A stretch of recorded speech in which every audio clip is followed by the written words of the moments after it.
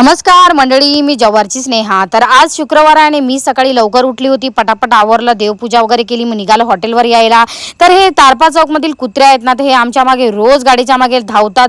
पप्पांनी आवाज काढला का मग काय मागे पळतात ते। आणि दुकानात आल्यानंतर आहे ना खूप सारी गर्दी पण असते सकाळी सकाळी। आणि भाई मग काय मला इथं ना फुल टाइमपास करायला पब्लिक पण भेटते, मग काय गप्पा करायचे, गिराईक पण करायचे।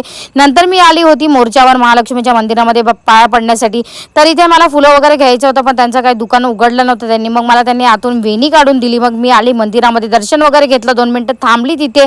मग परत हॉटेलवर आली, मग काय कस्टमर वगैरे आपले चालू होते। नंतर मी आली होती अंकलकडे, मला थोडेसे फ्रुट्स वगैरे लागत होते, तर मी इथून घेतले, अंकलसोबत थोडं टाइमपास केला।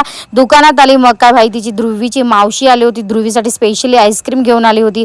भाई मग काय ती मला इथे चिडवत होती, काय तुझा आज उपवास आहे, तू तर खाणार नाही। मग काय भाई आईस्क्रीम सोबत आमच्या तिघींच्या फुल गप्पा चालू होते ना। भाई साली एकदम कायदेशीर आज जिजूर हॉटेलच्या कामासाठी मदत करते।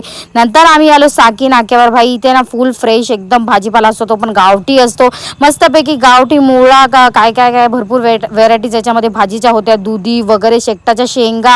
आणि मला स्पेशली ना मी इथे मुळा घेतला आणि गवारच्या शेंगा वगैरे घेतले, टमाटर वगैरे घेतले। तर मग काय नंतर तिथूनच आम्ही आलो विष्णू काकांकडे। खूप दिवस झाला होता त्यांचा हातचा चहा मी पिला नव्हता, तर फायनली आज मी पिला आणि खूप बरं वाटलं मला। तर मस्तपैकी रात्रीचं जेवण केलं। तर असा होता माझा आजचा दिवस। व्लॉग आवडला असेल तर लाईक शेअर सबस्क्राईब नक्की करा। बाय।